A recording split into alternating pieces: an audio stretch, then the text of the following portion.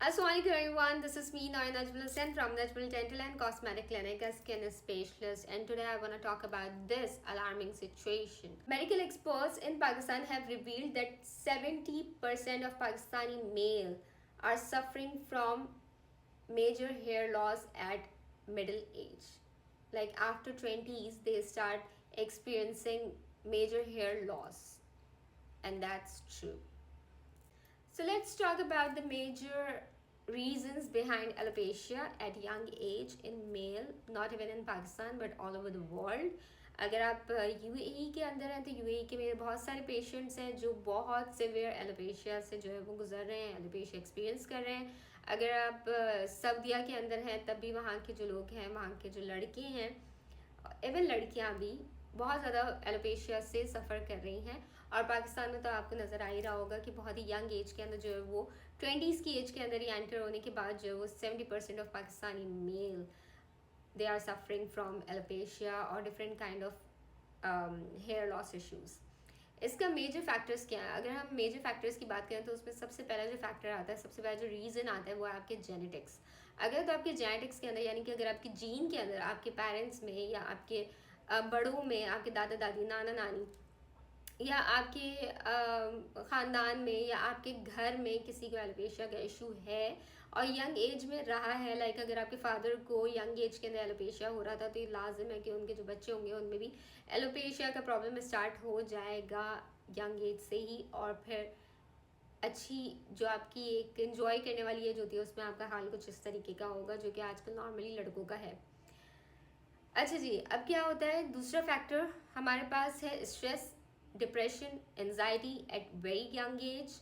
बच्चों को आजकल एनजाइटी बहुत ज़्यादा है, डिप्रेशन बहुत ज़्यादा है, जिसका रीज़न इज़ नॉट मतलब यूजलेस रीजंस है, ठीक है, ना मेजर रीजंस.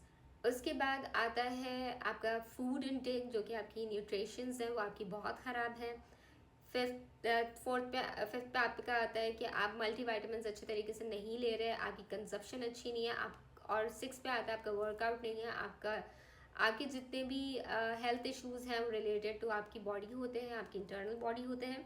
अगर तो आपकी जेनेटिक्स के अंदर ये प्रॉब्लम नहीं है तो आपके इंटरनल बॉडी में कोई ना कोई डेफिशिएंसी है जिसकी वजह से ये सब कुछ हो रहा है. और अगर आप दवाइयाँ भी ले रहे हो और उसके बाद भी जो है वो आप एलोपेशिया से सफ़र कर रहे हैं, यानी कि फिर आप अच्छी बॉडी के अंदर जो है वो अच्छे तरीके से अपनी मेडिसिन को एब्जॉर्ब नहीं कर पा रहे. एब्जॉर्ब करने का तरीका ये होता है कि आप थोड़ा सा काम करें, थोड़ा सा चले फिरें, थोड़ी सी वॉक करें, ताकि आपकी बॉडी के अंदर जो आपका ब्लड फ्लो है वो बढ़े और ब्लड फ्लो के साथ साथ आपकी जो मेडिसिन है उसकी एब्जॉर्बशन भी अच्छे तरीके से.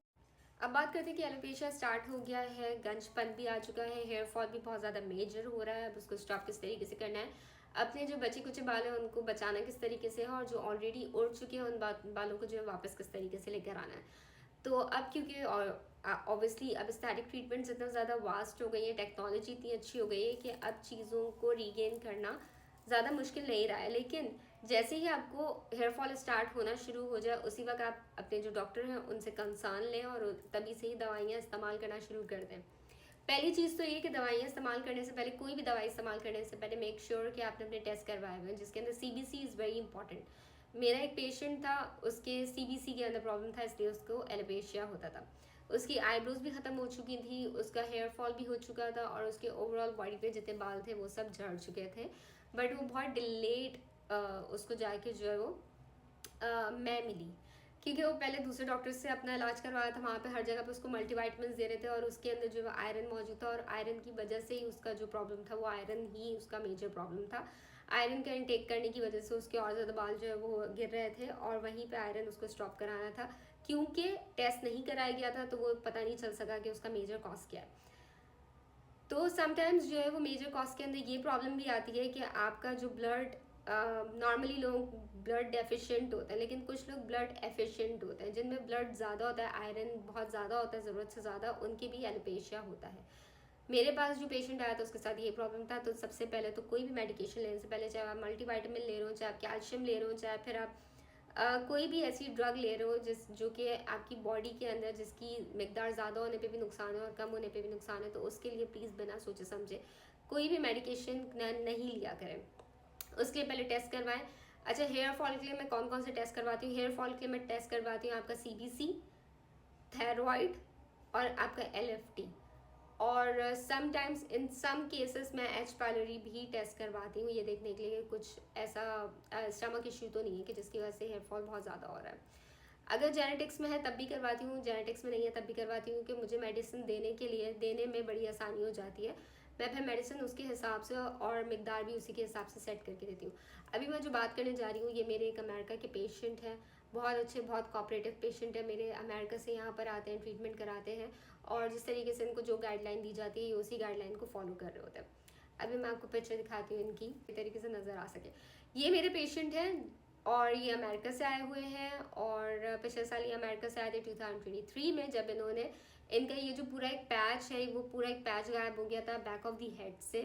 ठीक है, इन्होंने वहाँ पे कोई एक ट्रीटमेंट कराई थी फॉर हेयर स्ट्रेटनिंग, और उसके बाद जो है वो इनको ये साइड इफेक्ट हुआ था उस ट्रीटमेंट का। ट्रीटमेंट के साइड इफेक्ट के बाद जो है वो इनके बाल झड़ना शुरू हो गया। और सेकेंडली मैं आपको ये बता दूँ कि ये ऑलरेडी एलोपेशिया के पेशेंट हैं। इन्होंने टर्की से ट्रांसप्लांट कराया था, अपना फ्रंट ट्रांसप्लांट कराया था, क्योंकि ये सफ़र कर रहे थे बहुत ही यंग एज से एलोपेशिया से, इनके बाल बहुत ज़्यादा झड़ते थे और ये बहुत ज़्यादा परेशान थे। फ्रंट इन्होंने ट्रांसप्लांट करा लिया था, लेकिन फिर उसके बाद आहिस्ता आहिस्ता एलोपेशिया के पेशेंट के साथ क्या होता है कि आहिस्ता आहिस्ता आप यहाँ ट्रांसप्लांट कराएंगे तो यहाँ से बाल उड़ जाएंगे, फिर यहाँ से बाल उड़ जाएंगे, फिर यहाँ से उड़ जाएंगे, और पूरे पूरे पैचेस उड़ जाते हैं बालों के। और वो आपको अंदाज़ा तभी होता है जब वो पूरा पैच निकल चुका होता है। इस तरीके से इनका बैक ऑफ दी हेड पे से पूरा पैच जो है वो गायब हो गया था तकरीबन। वो पैच का साइज इतना बड़ा पैच था, ये इतना बड़ा राउंड था, ये पूरा आपको नज़र आ रहा होगा, इतना बड़ा राउंड था।